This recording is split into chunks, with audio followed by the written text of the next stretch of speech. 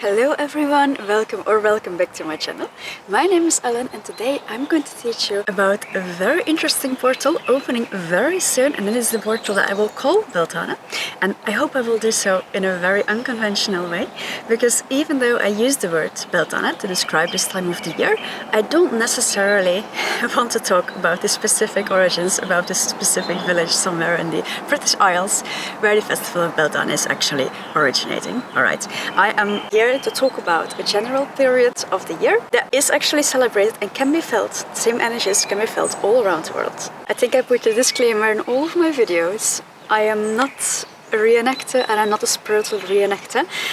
I am very interested in what can we feel and what can we learn during specific periods of the year.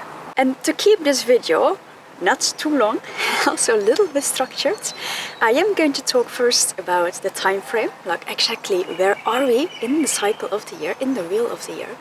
Where exactly are we in the cycle of our body? Where do we find ourselves? In which energy point inside our body can we very clearly identify and work with this time of the year? And then I'm also going to talk about some very specific topics and subjects I think are coming really to the front this year, because also I think this year is kind of special. This year is it feels different. This year feels different. So I'm going to talk about a few of these topics I want to bring to you, so you can work with those in the coming days. Alright, now the first thing on my list is to identify where are we at in the year. And like I said, we are really around this period in between the spring equinox and the midsummer, the 5th of May.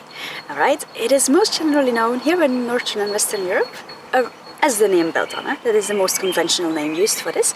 Now the festival and the time period of Beltane was actually celebrated on new and full moons. Okay, so we kind of know where we are astrologically, the exact date, but we have the new moon already coming up on the 27th of April, and the habit of celebrating festivals and the fuller new moon is usually really has to do with either tradition, it has to do with intention, it has to do with personal preferences, okay? And usually it's not like bad or wrong, right? If you choose to do it on a full moon or the nearest new moon, that is completely up to you.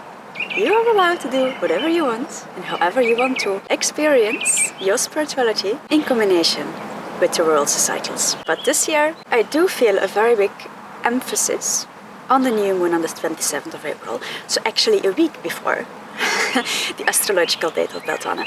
So new moons can also be seen as new beginnings, and this year, we'll talk about it later in the video, it is really important that we take into account this power of new beginnings.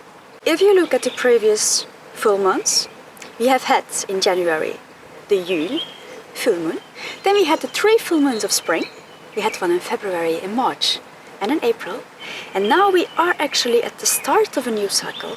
We are coming towards the real summer season is starting today, right? The summer half year is starting today, and we are really opening up ourselves, the world, the nature around us is opening up for a new chapter. Beltane is also how it was actually historically celebrated, and still the summer part of the year is especially the beginning of summer, right? This period of May and especially June, a little bit in July, is the fire element. We are moving ourselves through the fire element. This fire aspect is very important. We'll keep talking about it. Now this fiery aspect can also be found back inside of the body, right? If you look back at the spring equinox, we were coming out of the water. I think it would be a good idea if you actually would watch that video, because I also kind of explain how elements are also very personal, how you experience elements and how you assign elements to certain periods of the year, how you assign elements to sites inside your body.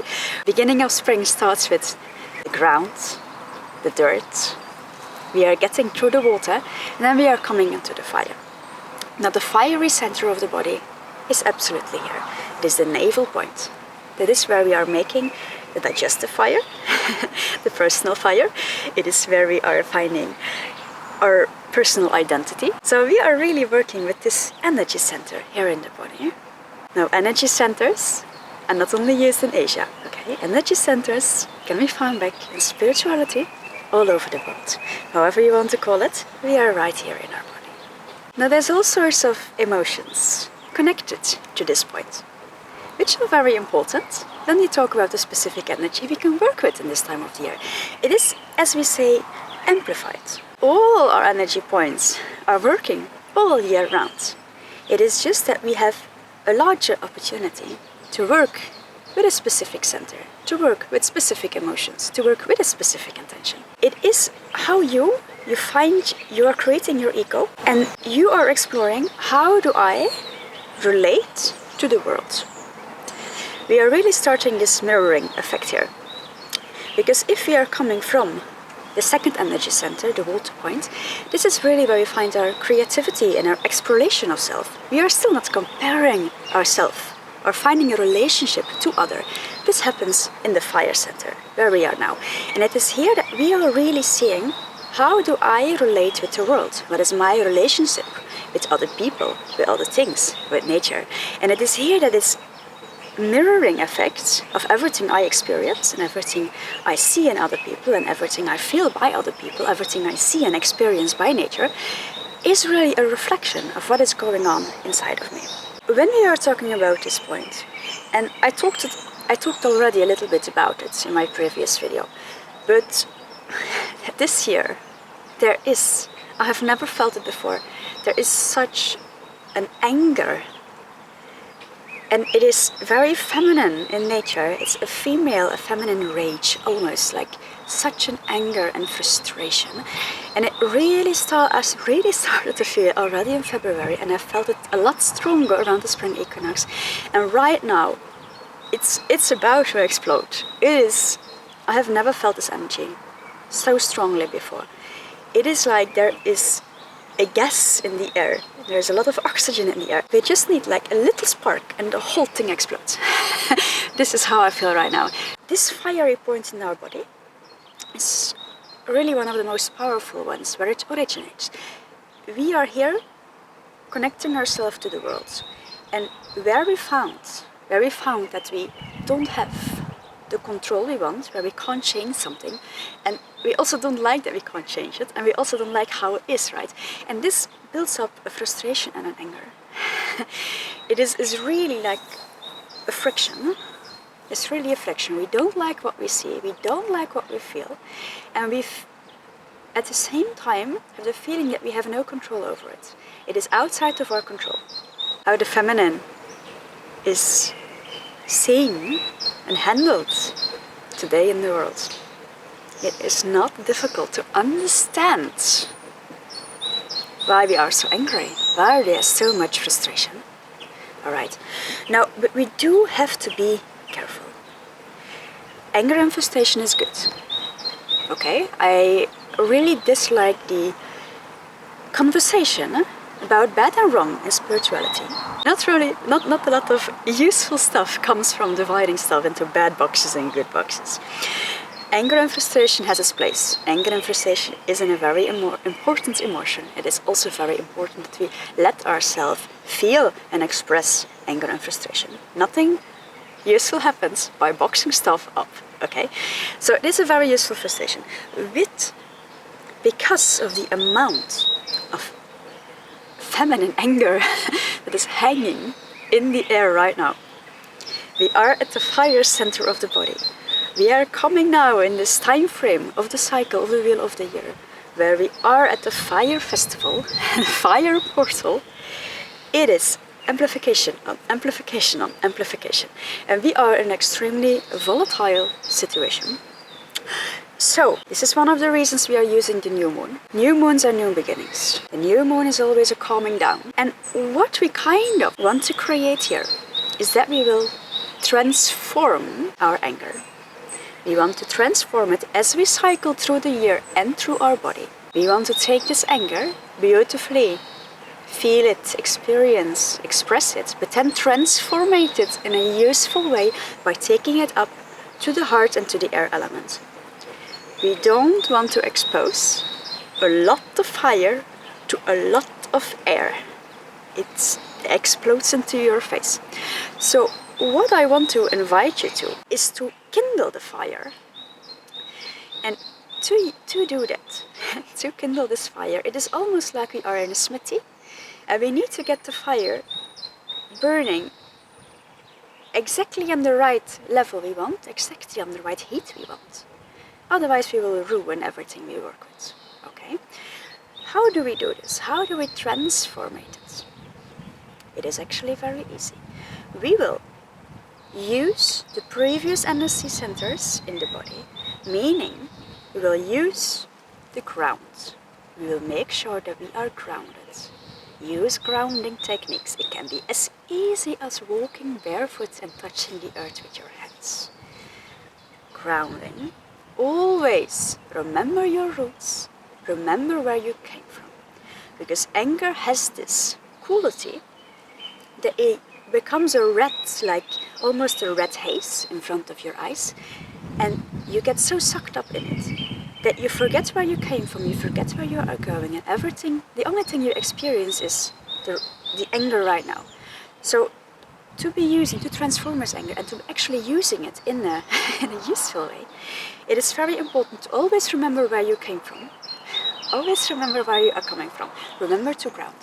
And then we are taking it up towards the water center, towards the second energy center, the creativity, the femininity.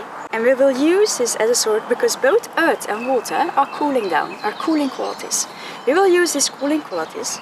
You can have anger, but how will you use it in a way that is purposeful? How will you use it in a way that is creative? Will you just go and destroy everything? Or will you find a grounded, creative way where you not only remember where you came from, but also where you remember where you are going? Where do you come from? Where do you go? Like the song.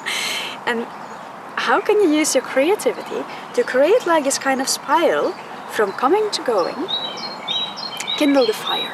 How do we do this? Grounding is wonderful. How can you use the creativity? And a very precious and magical way, and especially I feel it so strongly this time around in 2025. I feel it so strongly. A wonderful tool and cure to kindle our fire is sisterhood. It is as simple, as difficult, as beautiful as sisterhood. Find yourself, your group, beautiful woman. You don't have to be the same age. You can be related, you cannot be related. You can be coming from all corners of the world. You can be online, you can be physical. It can just be you and your sister. It can be you and a single friend. It can be you and your grandmother. It can be a group of friends from around the world. Find yourself a sisterhood that feels safe. Because there's also a bunch of groups of women who are, you're not really like a good influence to each other either, right? So I want you to find a group where you feel safe, where you can actually do and say what you want, know that you will be listened to in an understanding way, know that you will be heard in an understanding way, and where everyone really wants the best for each other. You're not taking away from each other either. Okay, there's no competition. When it feels like a competition, then it's not the right sisterhood for you. It can't feel like a competition. And that is a little bit of the giveaway. It's like a little trick. Like you say, if you find like there's competition, see what you can do with that, right? Find yourself a sisterhood. I think this might be the best tip I have for you this time around Beltane in 2025. Kindle the fire, with earthing, with sisterhood. Because you don't want to bring all of this uncontrolled frustration up into the heart, because then it festers. But nothing good comes from dividing things in good and bad. Okay, so what happens if you don't use these techniques, or you can't use these techniques, or for some other reason you are just like burning up, right, and you're bringing it right up, all the fire coming up? What will happen is it will actually just clean. Fire is a very effective way to clean. It will just burn everything to ashes. And ash, it's a fertilizer. Ashes are magical. You can use these ashes to create a fertile ground to start from scratch. Okay, so even if you don't kindle the fire and transform it in a way that you can use it, if you're not there in this point of your life, let the fire burn it. Create a fresh start for yourself with the ash. Will fertilize a new life for you. Just know that fire will burn everything in its way. So you might also burn some things you didn't wish to burn. But everything will grow back in its own time. And this cleaning by fire, whether it is a complete clean or it is just a selective clean, can be on all sides of your life. This is a perfect time of year to clean. It can be cleaning up in relationships. It can be physical cleaning up in your house, cleaning up in your garden, cleaning up in your job, cleaning up in your hobbies, cleaning up in your mind, cleaning up in your attachments, cleaning up in your practice. Okay, there's a lot of ways you can clean up. And if you're in that point of your life that you have really kindled your fire and you're really beautifully transformed it, and there's not enough fire enough left for you to clean, you can still use the water. It's a beautiful soft way to clean as well. Okay, you take up, because that is actually the sign that you have just taken up a lot of the cooling element of the water and the earth. Use that to clean. You can use earth to clean. You can use water to clean. You can use fire to clean. Clean up in your life. Clean up in your practice. And then I want to circle a little bit back to the ashes in the fire.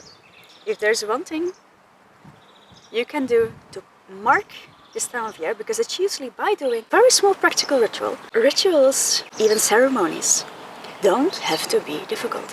You don't need a bunch of rocks and materials, and you don't have to buy stuff online, and you don't need special clothing. You need an intention. You need an intention and then something very simple. And if there's one thing you can do this year, and it's not physical cleaning, yeah, clean your house, clean your garden, be my guest. Make a fire. Make a fire on the new moon. And if you don't make a fire on the new moon, make a fire somewhere in between the new moon and the astrological date of the 5th of May. Make a fire. And if you can't make the fire outside, if you can't make the fire together with your sisterhood, if you can't make the fire together with a group, make the fire alone. Make the fire together with your cat. Don't bury your cat. Be careful. If you can't make it outside, make a fire in a fireplace. If you don't have a fireplace, light a candle. You can just take like a bowl, fill it with sand or earth or dirt or rocks, small rocks.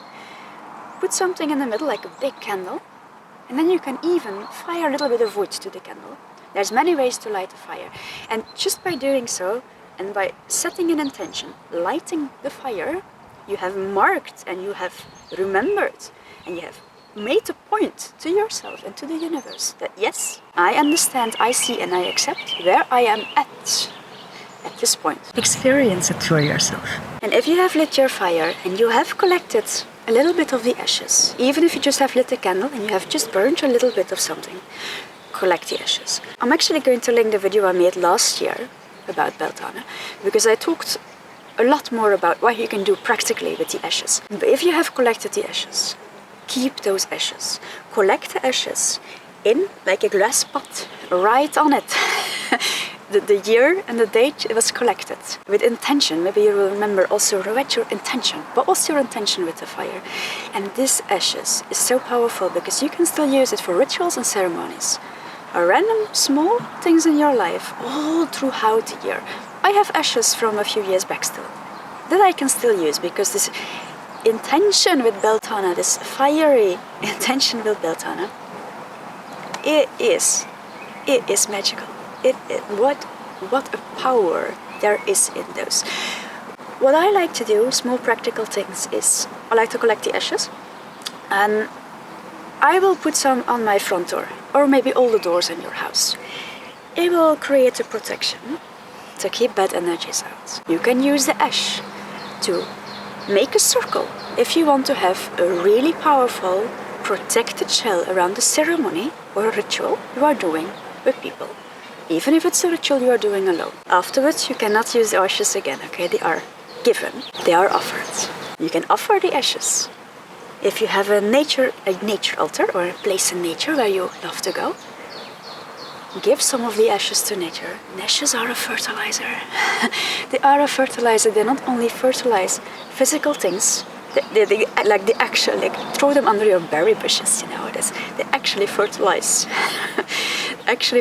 the ground. You can fertilize your dreams in rituals and ceremonies. And then the last topic I want to discuss is, of course, the topic of the fairy, the fae, because the Beltane Portal is when they will be moving through. It's by moving through that they actually create almost the portal. They will be moving through and they will come and live not on the same plane as we are, but like very closely. They are really moving into nature with us again, and we can begin to interact with them again. So you can even, a beautiful intention for your Beltane fire could actually just be to welcome them, because the Fae and the Fairy, they are such a powerful ally. You really can't mess with them. And again, the conversation of good and bad doesn't really go up with them, because they are very mischievous. They can do bad things, they can do good things, but you want them on your side. They are really, really interconnected with nature. They are really spiraled, really tuned into nature. So if you don't respect it, you don't respect them. So this is a wonderful opportunity to welcome them, show them the respect they deserve. If you do that, they will take care of you. They are very powerful allies. I think that was enough actually for this video. I have talked about where we are at astrologically. I have talked about the fire center in the body. I have talked about the immense female rage. If there's one thing you take away from this video, is to be careful with this volatile time frame, this situation we are at, because there is such a danger, if I can use the word danger, to let this fire just uncontrollably move up into the airspace, into the heart, and like let it explode into your life. Please listen to me, we are really risking it. If you are at a point in your life where you can kindle the fire, do it. Find yourself a sisterhood. Use all these beautiful qualities that a sisterhood, that a safe, grounding sisterhood can bring. And take it with you on our journey up into the body, throughout the year, throughout nature, during the remainder of the year. Thank you so much for listening to me. I will talk to you again soon. Bye for now.